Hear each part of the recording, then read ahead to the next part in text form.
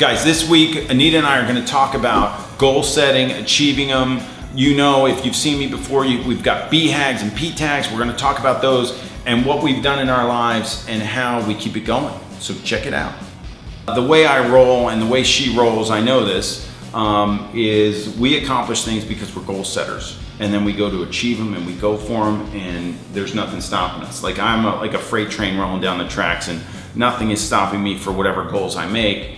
And I have a system, a little bit of a system that's I've outlined in the book. I teach it in the Headshot Intensive and you guys are getting it now if you haven't seen it before. So my goal setting really started with the Olympics and I was training and I worked with the US team sports psychologist and we started to work on this visualization stuff and it really helped me. Like it got me through and got me to perform at a very high level. In really big events, I would outshine the results that I was getting in the United States. So I go to the World Championship and overperform compared to where I was performing in the US, which was kind of strange. But that's when I started to realize that I had something and there was something to this visualization and setting goals and seeing yourself achieving things and that kind of thing. Then in 1998, 97, after my first Olympic trials, I came to New York. I started model acting, bartender dude, looking for other things. I met this model. He was selling like magnets for health. And I thought, he's like, you're an athlete, you should use these magnets. And they did some pretty cool things. So I got into this network marketing thing called Niken, where they sell magnets or whatever. I don't even know if it's around anymore. Good thing I got into it though, because network marketing is all based on goal setting. They try and motivate you. So they brought in a speaker from Toronto, Bob Proctor. Do you know Bob? So Bob came in and I met Bob and and he was in The Secret, if any of you guys have seen The Secret. And if you believe in the law of attraction, you're really gonna like this stuff. And if you don't, I suggest you take a better look at it because it's the reason why I'm here. It's what I believe firmly. I sat in a seminar and Bob started talking about all this stuff and he made me realize that everything that he was talking about, I was already doing. So I had achieved the goals that I was achieving because basically belief, expectancy, through the visualization that the sports psychologist had given me. And I was really loving the information that he was putting out there. So I started to show up at one seminar after another. Bob got to understand that I was an Olympic athlete and there were 500 people in a room and everybody's got turning points in their life. I work on them with my the psychologist who does psychology with me, Anna Hurley. She's big into turning points. And if you look at the turning points in your life, look at what's gone on in your life when your trajectory has changed like this and you started going that way, turning point, boom, shakalaka. So right there, a turning point for me, Bob Proctor stood me up in a room with 500 people in it, and this was before I was a speaker. I was like petrified. You couldn't get me up on a stage or anything back then. I was terrible. I was like is he talking about me? He said, where's the sailor in the room? Stand up. He was doing a thing on decision making. He goes, stand up. I stood up and he said, are you gonna go for the Olympics in 2000? This was 1999. I think it was January, I'm pretty sure it was January 1999. It was January 1999. I stood up, are you gonna go for the Olympics? And I was like, it's a year away. I haven't sailed since 1996 really competitively. I think that's crazy. And I was like going through my mind, but I'm in front of 500 people and I was like, I haven't even thought about it to him. He said, well, we're doing this thing on decision making. It was a couple days, the course. And he said, why don't you go home tomorrow? Tell us if you're gonna go for the gold medal. I was like, okay. And I sat back down. I got home, I didn't sleep that night. I started to look at my life the way it was. I'm modeling, I'm acting, I'm bartending. I live in a 5th floor walk up. I'm in a relationship where I'm fighting with my girlfriend all the time. I was like, this is the opportunity for me. Why don't I just go? I walked into this seminar the next day. Bob said, hey, where's Peter? Where is he? And I raised my hand. He said, stand up. And he said, so tell me, are you gonna go for the gold medal? And I stood up and I said, yes, I am, Bob. And next to Bob was Milt Campbell. Milt Campbell won the decathlon in 1956. Gold medalist, stood up next to Bob and said, and I'm gonna coach you. And Milt and I started working together. I shipped my boat to San Francisco and I dropped everything and my life went boom. And that decision not only made me a member of the United States sailing team, which I'm so proud of that I'm a card carrying member. Because of Bob, I am a member of the 2000 United States sailing team. This would not have happened without Bob standing me up in that room. No way, no how, wouldn't have happened. My life completely changed. And not only that, after I made the United States sailing team, because of that decision Bob made, I met my wife and I picked up a camera. This is about goal setting. Like, I had what I call big, hairy, audacious goals. You've got to have big, hairy, audacious goal for me was the gold medal. Guess what? It didn't happen. But what I had to get to the gold medal, big, hairy, audacious, right? Now, for me, U.S. sailing team was right here. I wanted to be a member of the United States sailing team. Big, hairy, audacious goal for me. Guess what? I had little goals to do it. I had to ship my boat to San Francisco. I had to move out of New York. I had to get a place in Miami. I had to go to Cancun for the World Championship. I had to get in shape. I had to do all these things. I had to start sailing, and boom, I made the United States sailing team. So these goals these little ones that I had to do, I called them, and I made this up. Big, hairy, audacious goals I heard in a seminar from when I was at GoDaddy, but I made these other ones up, which are what I call P tags. Progress tracking attainable goals. If I hadn't shipped my boat to San Francisco, how am I gonna get to make the US sailing team? If I hadn't made the decision to do it, how was I gonna do that? So I needed to make these goals that got me to where I ended up. And after making the United States sailing team and picking up a camera, my goal, my BHAG, was to be the best headshot photographer in New York. And I'm the best goddamn headshot photographer in the world.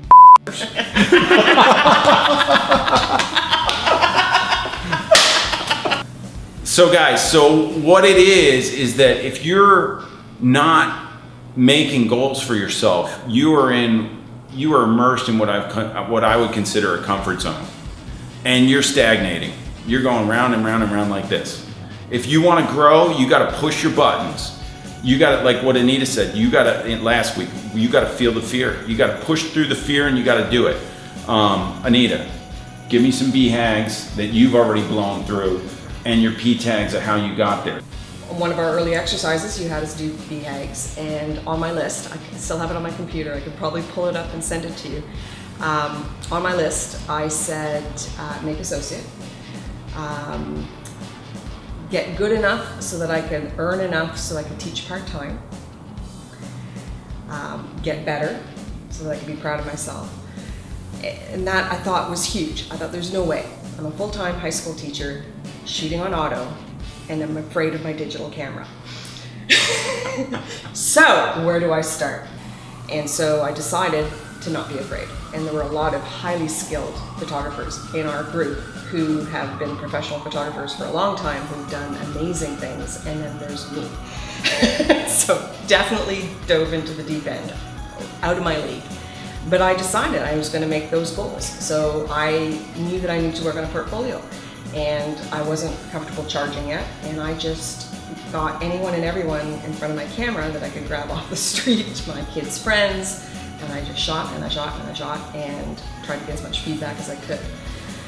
So the goal then was to try and work on lighting, absorb every So these single were all lesson. the P tags, progress tracking, Absolutely. attainable goals. So the Absolutely. lighting thing, you The worked on lighting was it. hard. The lighting Yeah. was hard. And you know what? I'm still shooting. I'm a mentor. I'm still shooting with my homemade lights. I think the difference between success and failure is understanding there's a difference between dreams and goals.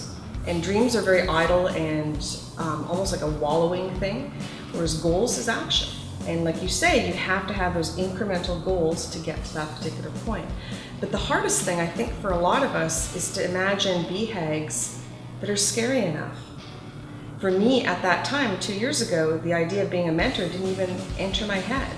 I don't know if it entered your head when I made you a mentor. It didn't. I almost passed out when I opened that email. I'm like, what? Being able to dream goals that are big enough that scare the living shit out of us is the most important step. And for me at the time, the idea, I love teaching. I'm good at what I do and I love working with kids, but it wasn't enough anymore. But I have no regrets. I've reached my goals. I am now a part-time teacher. I only teach in the mornings. I'm a photographer in the afternoon and the evenings. And I am my own boss. I choose when I want to shoot. I'm getting ideal client after ideal client after ideal client that give me money and thank me. Yeah. And I get to have fun. Yeah. And it's an amazing gift. And so setting those BHAGs, 2 years ago, there's no way I would have ever thought to call myself a professional photographer. But I've worked my ass off, no question. And it's not just been through the crew, it's been on a whole bunch of things and a whole bunch of different levels. You've got to work. Right. And now, wait, your BHAGs have been accomplished, I believe? Most of them? Most of them, yeah. One of my BHAGs was to go on a volunteer trip as a photographer. I did that this summer. There you go. So, yeah. That's cool. So what do you have to do? What do I have to do? If you run out of BHAGs? Gotta think bigger. And that's why I'm actually in New York this weekend, is to create a new BHAGs. Good, Yeah. I like that. One thing that I get asked a lot, which I think is really powerful, and if I think back to it, it really hits me hard, is if you could jump back and whisper in your ear 2 years ago that all this was gonna happen, what would you say? I wouldn't have believed it. This journey has exceeded all of my expectations. So and what would you tell yourself, you're 2 years ago, you're that person, what would you tell them? Enjoy the ride. Yeah, because we don't, Yeah. right? Yeah. And sometimes it's not believable, but you did it. Yeah. I got you. It was a big step to open up, to come into the headshot territory in New York and excel. There's a lot of photographers here and a lot of people doing it, and to capture the market and really do what I ended up accomplishing was,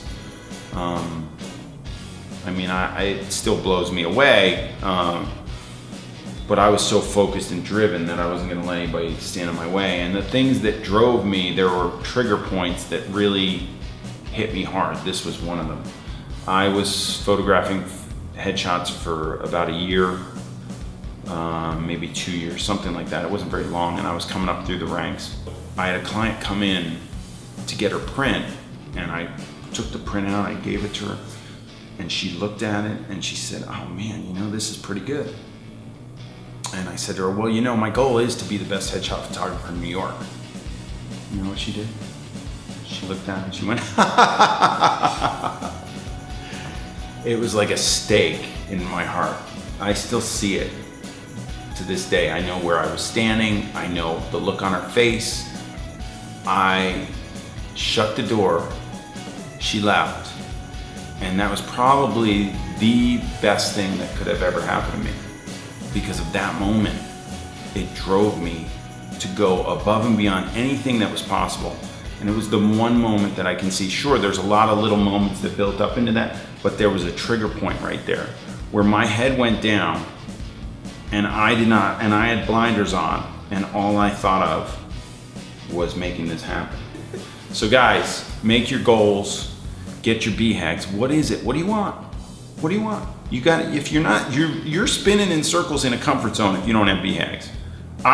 Once you accomplish one, we were talking about that. We've accomplished a lot of our goals, but if we don't have new goals, we're spinning. We've got to constantly be making new goals to push ourselves out of our comfort zones, so we keep moving. The most powerful thing I could say would be, what the heck are you so worried about? I worried every day.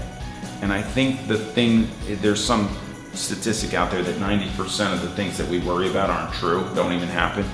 So I think that would be the thing I'd see. Just go out and do it and stop worrying. Stop being fearful of anything. Go do it. So go do it. Just go do it. Make your goals, make your BHAGs, make your P-tags, and feel free to throw them out at the crew, because we'll work with you to make sure that they happen. Guys, if you like this video, you're absolutely gonna love what I have going on over at the Headshot crew. It's an absolute smorgasbord of material just like this that I've been working on for the last 10 years. So click the link below, check it out, and do not forget to subscribe to this channel. I got stuff coming out just for you.